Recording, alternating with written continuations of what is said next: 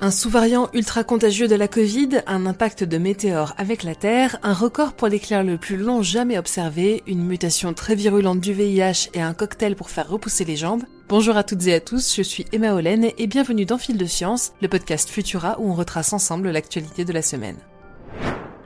Si on pensait avoir atteint le summum de la contagiosité avec la version d'Omicron que nous connaissons, un nouveau sous-variant apparu au Danemark pourrait bien suggérer le contraire. Alors qu'en France, le sous-variant BA1 est récemment devenu majoritaire, c'est le BA2 qui a pris le dessus en l'espace de seulement quelques semaines au sein de la population danoise, et celui-ci se répand comme une traînée de poudre. Souvenez-vous, en mars 2020, la souche originelle du SARS-CoV-2 avait déjà été jugée particulièrement contagieuse. Depuis, on a vu apparaître le variant Delta, 2 fois plus transmissible que les précédents variants, puis Omicron, 10 fois plus contagieux que le virus d'origine.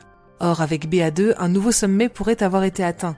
Détecté au Danemark pour la première fois le 5 décembre 2021, ce variant possède environ 40 mutations supplémentaires par rapport à BA1, qui comportait déjà un grand nombre de mutations lui-même par rapport au variant Delta. Une étude de l'université de Copenhague en cours de validation par les pairs s'est penchée sur sa contagiosité et a révélé qu'il serait 30% plus transmissible que le BA1. D'après l'OMS, sa sévérité serait en revanche similaire à BA1, mais Tedros Adhanom Ghebreyesus invite à la prudence en soulignant qu'il est encore trop tôt pour crier victoire. Ce virus est dangereux et continue d'évoluer sous nos yeux, déclare-t-il. L'OMS surveille actuellement 4 sous-variants du variant Omicron, dont BA2. Du côté des solutions, l'étude danoise offre 2 bonnes et une mauvaise nouvelle. La mauvaise, c'est que le virus passe manifestement entre les mailles du système immunitaire des vaccinés, même avec le rappel. Les risques de contamination sont donc à peu près équivalents pour tout le monde. La bonne, c'est que les personnes vaccinées risquent toujours moins de faire des formes graves de la maladie et contaminent également moins de personnes que les non-vaccinés. Pensez donc à continuer de vous protéger et de protéger vos proches avec l'ensemble des moyens à votre disposition, car toute cette histoire n'est manifestement pas finie. Le cratère de Chicxulub au Mexique est probablement la marque d'impact météoritique la plus connue au monde. Après tout, il est le témoin de l'événement cataclysmique qui aurait mis fin à l'existence des dinosaures. Mais il est loin d'être le seul site d'impact gravé à la surface de notre planète. Le dôme de Vredefort en Afrique du Sud est le plus grand au monde et daterait du Précambrien, plaçant son apparition il y a environ 2 milliards d'années. Sa structure, récemment étudiée par une équipe de l'Université du Cap, a révélé que l'impact aurait été si intense que la croûte terrestre aurait rebondi à plusieurs reprises sur de très longues périodes. Longues comment ? Eh bien, ils estiment que des tremblements de terre se seraient succédés pendant au moins des dizaines de milliers d'années, le temps que la croûte terrestre se rééquilibre. Espérons donc que le prochain impact ne sera pas pour tout de suite. Combien mesure l'éclair le plus long jamais enregistré selon vous ? 400 mètres, 1 km ou 100 ? Le record est détenu par l'éclair qui s'est étendu au-dessus du Mississippi, de la Louisiane et du Texas le 29 avril 2020. 768 km de plasma mesurés par les instruments de l'Organisation météorologique mondiale rattachée à l'ONU. Quant au plus long jamais enregistré dans le temps, il aurait eu lieu le 18 juin 2020 entre l'Uruguay et l'Argentine et aurait duré pas moins de 17 secondes.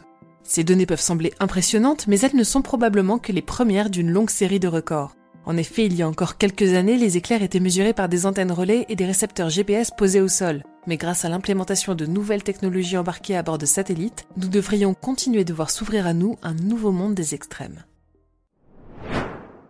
Tout comme la lutte contre la Covid, celle contre le VIH n'est malheureusement pas encore arrivée à son terme. Un nouveau variant du virus de l'immunodéficience humaine plus virulent que les précédents a été détecté aux Pays-Bas.